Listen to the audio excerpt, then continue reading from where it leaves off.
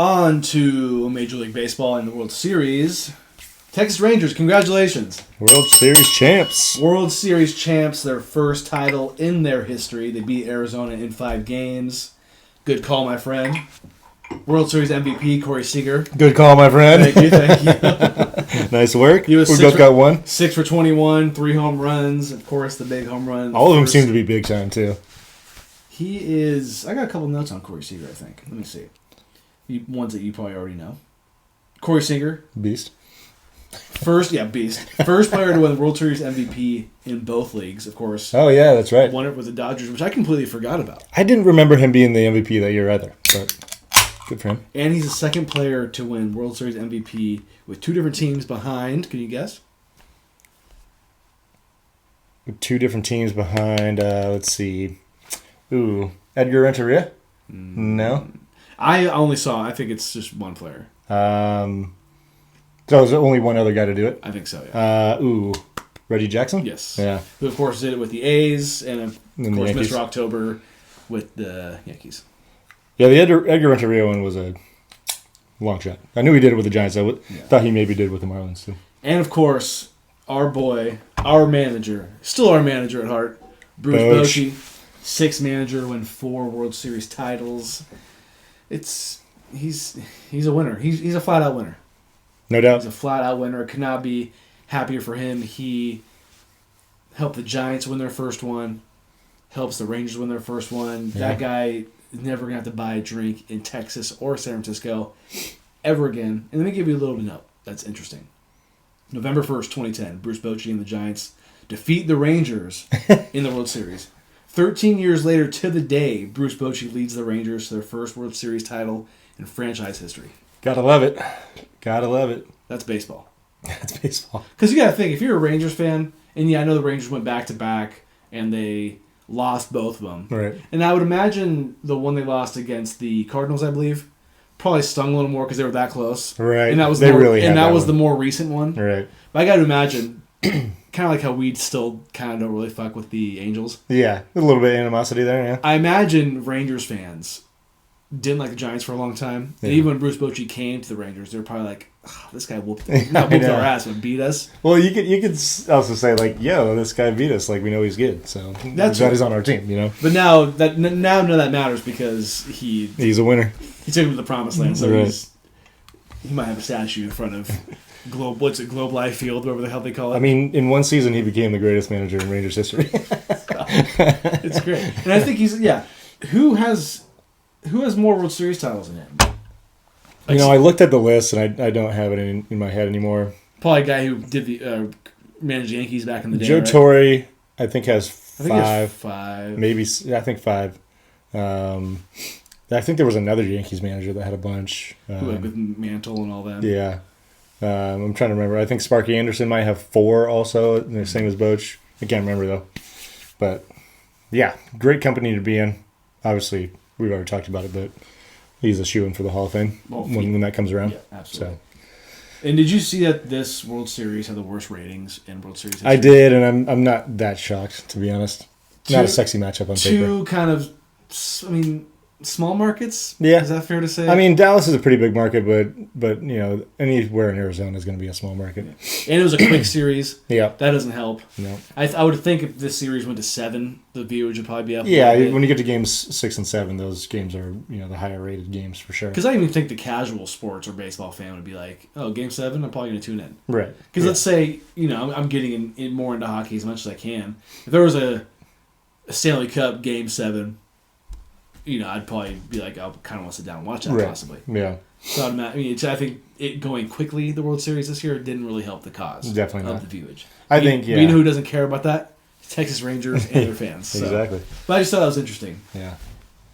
I think if Philly was in there instead of Arizona, that would have been a completely different story. Yeah. Absolutely. And, it's nothing against Arizona, but that's just the way it is. No doubt about it. Fun series, though. I mean, Rangers were an entertaining team. That's for damn sure. Wouldn't it be funny? Wouldn't it be funny if Ohtani went to the Rangers? Jesus Christ. And then you get DeGrom back at some point next season, too. Ohtani's not going to pitch. pitching. He's not going to pitch next year. But he could pitch eventually, though. He can still hit. Yeah. It's weird to think that Jacob deGrom was on that team, but didn't have any factor in them winning a championship, really. Well, it didn't even feel like Scherzer did either. I mean, I know he got traded midway or whatever. Yeah. But yeah, I mean, even because his one outing in the World Series was shortened by him having to come out of the game with injury. But baseball's over. I know you're sad. It's done. We still got the awards that are going to be announced, kind of throughout next week. We do have one finalist from the Giants. That's Logan Webb. But overall, in the American League, MVP finalists are Ohtani, Corey Seager, and Marcus Semien. Ohtani's probably taking run away with that one. Yeah, Cy Young for the American League is Garrett Cole, Kevin Gausman, and Sonny Gray. And who are you thinking with that one? I think Garrett Cole is definitely the shoe-in to win. Can we give a shout-out to Sonny Gray? I mean, how long has it been since he's been relevant, the A's? He had a couple good years with the Reds, kind of under the radar because, the Reds are the Reds. But he did have a really nice season for Minnesota this year. Awesome for him. Yeah. He actually came out of the gates hot. Like, if you were to do the Cy Young vote after a month and a half, he would have won it. So, Sonny Gray kind of had like that Tim Lincecum build. Not a very big guy. For sure, smaller guy. Yeah, no doubt. Or the dude who used to pitch for the Blue Jays, number 6. Stroman? Yeah. Smaller guy. Yep. Rookie of the Year in the American League. I forget this guy's first name. His last name is Bibby. He's definitely not going to win it, though. Mike? Yeah, Mike. Tristan Casas is the other candidate, and then Gunnar Henderson, who's probably the favorite from Baltimore. And the Manager of the Year, Bruce Bochy, is a candidate. Probably not going to win. Kevin Cash and Brendan Hyde are the other guys. I think Hyde is probably the favorite, with the Orioles kind of being that sneaky playoff team. Yeah. That makes sense. They won over 100 games. Exactly. They should probably win it. Right. In the National League, the MVP candidates are Ronald Acuna, Mookie Betts, and Freddie Freeman. No shock in any of those guys. I think Acuna's going to get it. He had, those historic numbers with the 40 homers and 70 stolen bases. Did everything else really well. Are we surprised they dogged the other Braves player? I think these three were the guys. I'm sure Austin Riley still got plenty of votes. Going to have one of the best fourth place finishes of all time. And who's the guy I was talking about for the other Braves guy? Austin Riley. No. What were you thinking of? Oh, Matt Olson. I'm sorry. Olson. That's what I meant. Matt Olson. Okay. Yeah, Okay. that's what I meant. Yeah. The lefty. He had like 50 bombs. Yep, Almost. led the league in home runs. Yeah, he had a monster season. If you're a Dodger fan, you're thinking, wait. We had 2 guys that are in the MVP race, and then we got swept in the first round of the playoffs. And we won the same amount of playoff games as the Giants? You telling me what? I love that little nugget of facts. Of facts. How many playoff games did the Dodgers win this year? And the same amount as the Giants. Yeah, that's all that matters. That's all that matters. Good stuff. Acuna, my pick. Hopefully he wins it. Yeah, he's favorite, I would say. All right, that's good. All these guys had amazing seasons. They're all going to get first place votes, but it's Acuna to me. Cy Young is between Zach Gallen, Blake Snell, and Logan Webb. I think Snell is the favorite, but like we said, shout out to Logan Webb for being a finalist. Yeah. Had a hell of a season. It's going to look good on the resume. No doubt. Top 3 finishes is nothing to scoff at. Rookie of the Year is between Corbin Carroll, James Outman, and Kodai Senga, which everyone would probably think it's a shoo-in for Corbin Carroll because he had a great season. That's what I would say. But Kodai Senga was an amazing pitcher for the Mets this year. Okay. He's got a real chance to win it. Also, being in the bigger market, the East Coast, New York market, that definitely helps the case. When do you think these are already all voted on? Okay.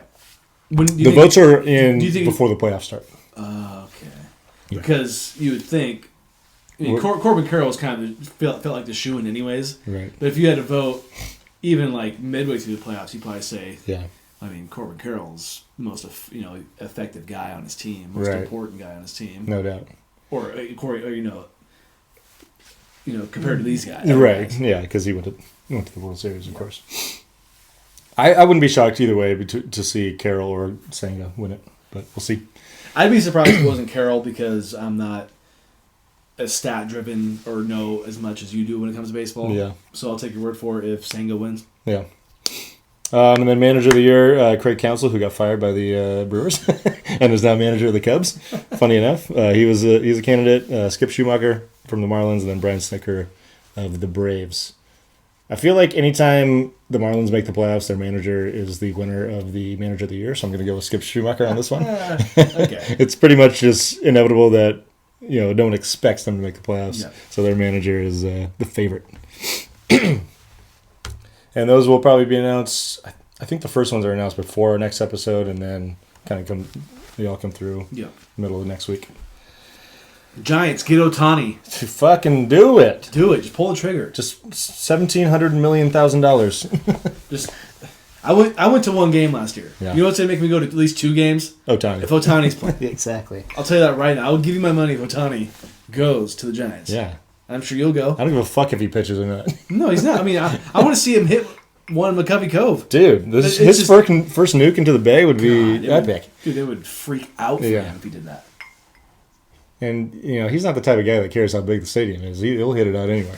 It doesn't matter. No, it doesn't matter. Not one bit. He could be playing at the Polo Grounds and hit it dead center. Oh, yeah. 530 feet. Easy money. Easy money. That stadium was something else. I wish we would have been able to see it with our own eyes. Because it was really long. It was like 250 feet to the foul poles. The sides. Yeah, which is ridiculously short. If you pull it, it's gone. Yeah. And then it just did this weird thing where it went like this center field was 500-something feet. I remember, I think it was probably with you playing the show. I forget which one it is. But I think for some reason I picked Mike Schmidt at the Polo Grounds, and I just pulled. It was like a home run derby. Oh, yeah. And I just pulled every ball, and every one of them was going out.